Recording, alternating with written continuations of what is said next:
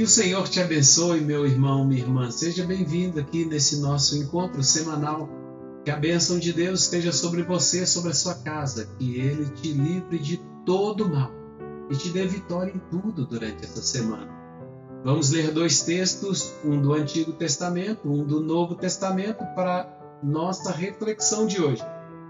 Profeta Miqueias, capítulo 6, versículo 8, está escrito assim: Ele te declarou, ó homem, o que é bom e o que é que o Senhor pede de ti, que pratiques a justiça e ames a misericórdia e andes humildemente com o teu Deus. No Novo Testamento, o conhecido texto do Evangelho de Mateus, capítulo 6, versículo 33, Buscai, pois, em primeiro lugar o seu reino e a sua justiça, e todas estas coisas vos serão acrescentadas. Ore comigo para que o Senhor fale ao seu coração, para que o Senhor nos abençoe. Pai, obrigado por sua bondade, amor e misericórdia, pelas suas misericórdias que se renovam a cada manhã. Recebe o nosso culto, recebe a nossa adoração, que esse nosso encontro seja um culto e seja agradável ao Senhor. Assim te pedimos, assim oramos. Em nome de Jesus, nosso Senhor e Salvador. Amém. Vamos adorar o Senhor. Eu só quero estar onde tu estás, todo tempo em tua presença. De longe eu não quero te adorar. Leva-me onde tu estás. Eu só quero estar onde tu estás, morar contigo eternamente. Ó, leva-me ao lugar onde tu estás. Contigo eu quero ficar. Eu quero estar contigo, vivendo em tua presença, comendo em tua mesa, rodeado de tua glória, Senhor, em tua presença. Eu desejo sempre estar. Eu só quero estar contigo, eu quero estar, Senhor. Eu só quero estar onde tu estás, todo o tempo em tua presença. De longe eu não quero te adorar. Leva-me aonde estás. Eu só quero estar onde tu estás, todo o tempo em tua presença.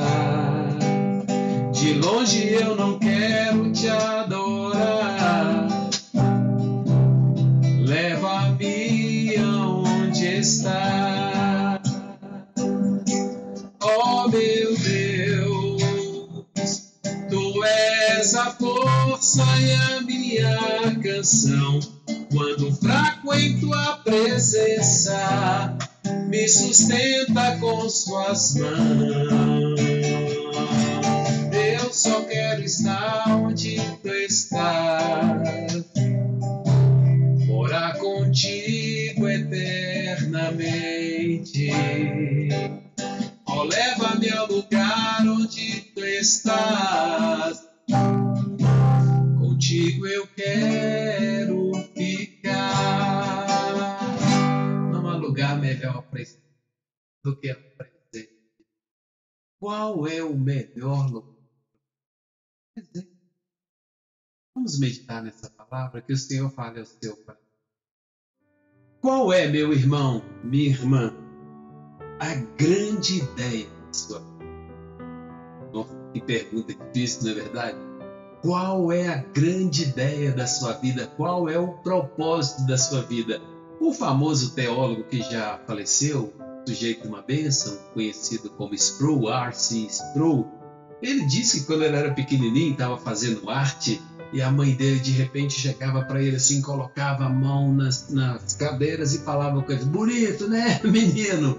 Qual que é a grande ideia? Ele iria fazer alguma coisa errada, e a mãe dele: qual é a grande ideia? Diz para mim. E ele disse que a partir disso começou a refletir, né? Qual é a grande ideia?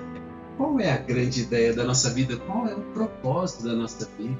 Por que eu estou aqui e não em outro lugar? Porque nasci nesse tempo e não em outro. Qual é a grande ideia? Qual é o propósito da sua vida, da minha vida? Talvez você se lembre, é bem provável que você se lembre do filme Alice no País das Maravilhas, aquela cena, especificamente da cena em que ela encontra com um gato. Ela está perdida e ele aborda Alice e ela diz para ele: eu só queria saber que caminho tomar. Ele fala: isso depende. E ela fala: depende de quê? Depende de onde você quer ir. Ela fala assim: isso não importa. Se não importa, qualquer caminho serve. E eu tenho certeza que você já ouviu essas duas músicas. São dois grandes hits, desses que grudam na cabeça da gente como chiclete, a gente fica cantando o dia inteiro, né? Um deles, muito famoso, né? Uma música do Zeca Pagodinho, e ele diz assim: deixa a vida me levar, vida leva eu. Vivendo dessa maneira que ele vive, descontraída, né? Ele vai de uma maneira tranquila passando essa mensagem. Não esquenta a cabeça não, deixa a vida te levar. Se você não gosta muito de pagode e quer uma outra opção, também você pode encontrar lá nos Titãs, né?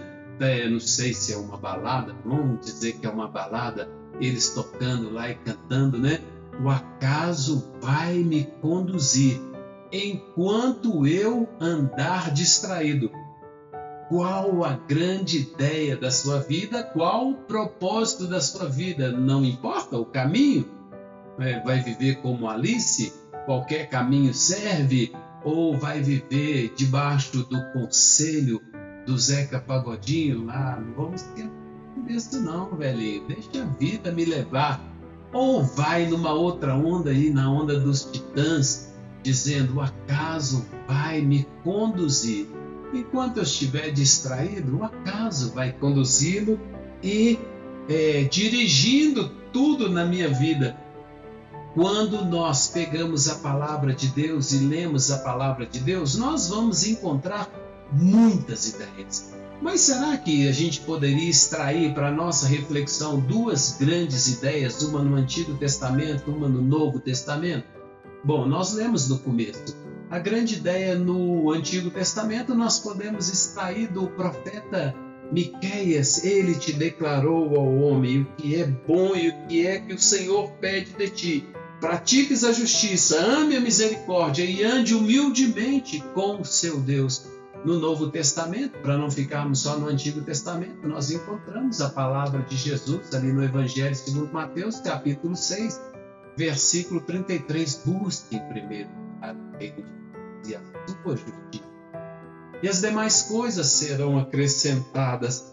Se nós parássemos um pouquinho mais para refletir qual a grande ideia da nossa vida e buscássemos a ajuda, por exemplo, de Agostinho de Hipona, conhecido como Santo Agostinho, que viveu uma vida muito inquieta. Ele tinha um vazio dentro dele, ele tinha uma angústia e ele buscava, e ele tentou saciar essa sede dele com uma vida dissoluta, até que ele encontra o Senhor, e ele registrou no seu livro Confissões qual que é a grande ideia, qual que é o propósito da nossa vida. Muito famosa a declaração dele, que ficou registrada no seu livro Confissões.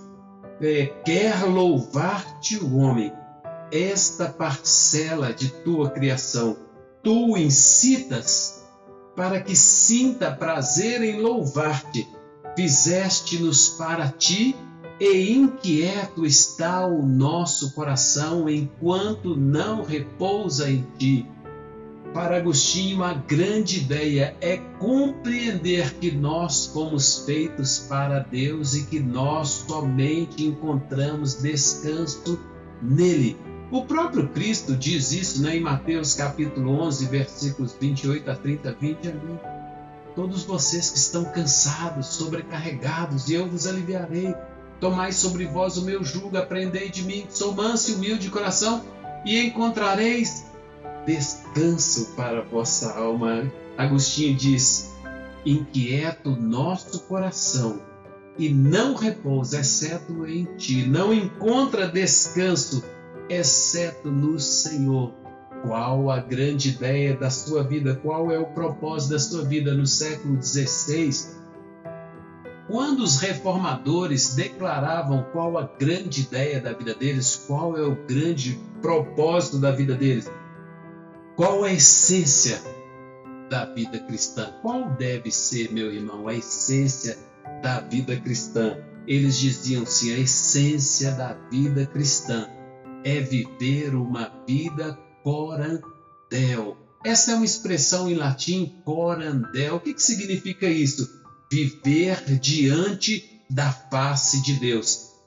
Meu Pai, nós vivemos o tempo todo diante da face de Deus. Não tem jeito, os olhos do Senhor estão sobre toda a terra e o Senhor sonda e conhece o nosso coração. Então, na verdade, o que nós podemos pensar quando os reformadores diziam: a essência da nossa vida é viver uma vida corandel, viver uma vida diante da face de Deus? Na verdade, é ter a consciência de que nós estamos o tempo todo na nossa vida pública, na nossa vida privada, diante da face de Deus. Recentemente eu vi na rede social um rabino explicar por que eles usam aquele chapeuzinho. Você já viu aquele chapeuzinho? Chama kippah. Por que eles colocam aquilo na cabeça? E ele estava contando que determinada pessoa, um professor, não sei, um funcionário, foi criticado porque estava fora do templo com aquilo na cabeça. Ele dizia: eu uso isso o tempo inteiro. Eu uso no templo, eu uso na rua, eu uso na minha casa, eu uso o tempo inteiro o meu kippah. Por que ele usa o tempo todo? Porque o kippah é uma peça do vestuário que eles colocam, não sei se eu posso dizer assim, vou dizer, uma peça do vestuário, né? Aquele chapeuzinho, que a ideia daquilo é lembrar para eles o tempo todo que eles estão debaixo da face de Deus. Nós estamos debaixo dos olhos de Deus. O tempo todo estamos debaixo da autoridade de Deus. Por isso ele usa o tempo todo aquele kippah, né? Os judeus religiosos: se eu estou na rua, estou debaixo da face de Deus, diante da face de Deus. Se eu estou no meu carro dirigindo, se eu estou no meu trabalho, se eu estou no templo, não interessa onde eu estou diante da presença de Deus. Os reformadores, eles diziam assim, que o grande objetivo da vida deles, que a essência da vida que eles buscavam, era viver uma vida diante da face de Deus. Infelizmente, muitas vezes, em vez de viver a nossa vida diante da face de Deus, ou seja, tendo a consciência que nós estamos diante da face de Deus, em vez de vivermos com esta consciência e viver para Deus e para a glória dele, muitas vezes nós vivemos preocupados com a audiência. Nós vivemos uma vida para a audiência. O que fulano vai pensar de mim? O que cicrano pensa de mim? E nós vivemos preocupados em agradar a audiência. Por que nós vivemos preocupados em agradar a audiência? Muitas vezes nós fazemos coisas que contrariam Deus e nós aprovamos e batemos palma de muitas coisas que as pessoas aprovam e estão batendo palma, porque nós queremos agradar a audiência. E a pergunta é o seguinte, meu irmão, minha irmã: você vai agradar a audiência e desagradar a Deus? Jesus certa vez falou: você não pode agradar a Deus e ao mundo. Se você agradar ao mundo, você desagrada a Deus.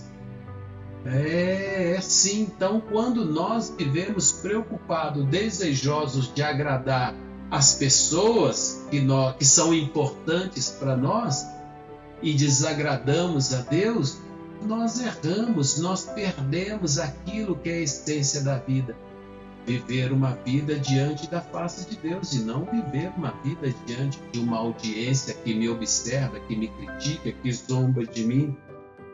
No século XVII, o rei da Inglaterra fez uma convocação de 120 teólogos e os reuniu num concílio na abadia em Westminster. Ele queria que eles reestruturassem a igreja da Inglaterra. Eles ficaram 5 anos reunidos, debatendo, escrevendo e produziram muitos documentos. Um deles, que eu me refiro a ele com frequência, é o Breve Catecismo de Westminster. Você sabe, catecismo é feito na forma de pergunta e de resposta. A primeira pergunta, se nós fôssemos falar dentro da ideia dessa nossa reflexão, a primeira pergunta seria: qual é a grande ideia da vida? Qual é o sentido da vida? E na primeira pergunta do Breve Catecismo de Westminster, eles perguntam assim: qual o fim principal do homem? Que pergunta, hein? Qual é o fim principal do homem? Por que eu estou aqui? Por que eu nasci aqui? Por que eu não estou em outro lugar? Qual o objetivo da minha vida? Qual é a essência da minha vida? Olha que coisa tão interessante. A pergunta é: qual o fim principal do homem? Qual a grande ideia? Qual a essência de tudo? Eles dizem: o fim principal do homem é glorificar a Deus e gozá-lo para sempre, ter prazer e se alegrar nele, não apenas neste momento, não apenas no momento do culto, quando nós nos alegramos com a música, não é? Mas para sempre. O propósito de Deus é nos reunir com Ele, onde nós vamos ter alegria, gozo para sempre. Você pode, voltando lá no começo, viver como Alice vivia. Não interessa onde eu quero ir, então qualquer caminho serve. Será que este é o propósito, a grande ideia da sua vida? Ser tocado de qualquer maneira, escolhendo qualquer caminho e vivendo. Viver debaixo do conselho do Zeca Pagodinho, debaixo da sabedoria do Zeca Pagodinho. Deixa a vida me levar, não esquenta a cabeça não, toma uma aí, vai viver na vida de qualquer jeito, no final vai dar certo. É isso que é a grande ideia da sua vida. Você pode, talvez, deixar o acaso te conduzir, ou você pode entregar o governo da sua vida para o Senhor. Você pode entender que a grande ideia da vida, o grande propósito da nossa vida, o fim principal do homem é viver a vida para a glória de Deus e ter prazer nele e gozar nele para sempre. O teólogo R.C. Sproul, ele diz, né, nesta reflexão que eu estou fazendo, meu filho, a mãe dele, lembra da mãe dele falando a ele: qual é, menino, a grande ideia? Lá no futuro, na maturidade, ele foi falar assim: na grande ideia da vida é viver na presença de Deus. Em primeiro lugar, viver na presença de Deus, e em segundo lugar, ter a certeza que nós estamos debaixo da autoridade de Deus. Viver, portanto, debaixo da autoridade de Deus é viver em obediência a Ele, é viver em submissão a Ele. Viver diante da face de Deus, viver na presença de Deus, número 1. Número 2, viver debaixo da autoridade de Deus. E número 3, viver para a glória dele, viver uma vida que glorifique o nome dele. Qual é o grande propósito da sua vida? Talvez você esteja inquieto, cansado, sobrecarregado, como Agostinho vivia a vida dele dissolutamente em prostituições, em bebedeira. A mãe dele ficava desesperada, a mãe dele, uma crente, orava, ficava desesperada, e ele vivendo de qualquer jeito, até que ele encontrou-se. E ele diz: meu coração estava inquieto, mas eu encontrei descanso. Qual é o propósito da sua vida? Qual é o chamado do Senhor? É para que você vá até Ele e viva uma vida na presença dEle, diante da face dEle, debaixo da autoridade dEle e para a glória dEle. Você está disposto? Ou você vai viver de qualquer jeito, como Alice, debaixo do conselho do Zé ou do Titã? Você que escolhe. O Senhor nos fez livre e você pode escolher. viver a vida agora diante da paz de Deus, debaixo da autoridade dele e para a vida dele. Vamos orar? Vou orar para o Senhor abençoar você, a sua casa, a sua família, para que o Espírito Santo dirija você, para que ele fale ao seu coração. Se você tem alguma necessidade, coloca diante de Deus agora, sua ou de algum familiar seu, coloca diante de Deus. Deus é bom, Ele está aqui, Ele vai ouvir a nossa oração. Pai Celestial, obrigado por sua bondade, por sua misericórdia, obrigado por sua palavra, que é lâmpada para os nossos pés e luz para o nosso caminho. Espírito Santo, atraia-nos a Deus, nos dê a consciência de que nós estamos vivendo a nossa vida diante da sua face. Nos ajude a ter consciência de que nós estamos diante da sua face. Nos ajude, Deus querido, a submeter a nossa vida à sua autoridade. Nós queremos fazer isso agora. Queremos confessar Jesus como nosso Senhor, como nosso Salvador e viver diante da sua autoridade, debaixo da sua autoridade, do seu governo, do seu senhorio. Nós rendemos a nossa vida e nos entregamos ao Senhor.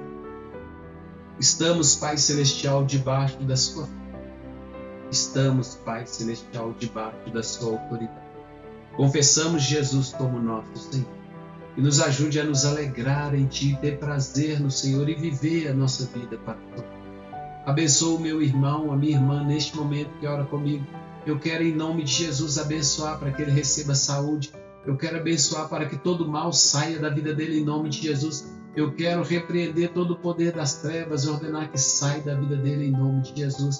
Que aquele que está doente seja curado, aquele que está aflito seja nesta hora, Deus, receba nesta hora alívio de toda aflição, aquele que está sem esperança, que tenha sua fé aumentada. Deus, que a boa mão do Senhor esteja sobre a vida do meu irmão, da minha irmã, para conduzir, para guardar, para livrar do mal e para dar vitória em tudo. Que o Senhor vá na sua frente, meu irmão, minha irmã, abrindo o caminho, aplanando o seu caminho, tirando-se do seu caminho todo mal, toda maldade, te livrando de toda seta, de toda cilada, de toda armadilha do diabo e te dando vitória a você e seus amados. E eu te abençoo com a bênção do Deus Todo-Poderoso, Pai, o Filho e o Espírito Santo. Que o Senhor te abençoe e te guarde. Que o Senhor faça resplandecer o seu rosto sobre ti e tenha misericórdia de ti. Que o Senhor sobre ti levante o seu rosto e te dê a paz. Que bênção! Que o Senhor te abençoe como eu orei. Te vejo aqui na próxima semana. Se você gostou dessa mensagem, acha ela importante, que mensagem importante. Se você acha isso, se você acha que pode ajudar alguém, compartilhe com alguém. Ajude a divulgar a palavra de Deus. Ajude a divulgar essa mensagem maravilhosa de salvação, de esperança.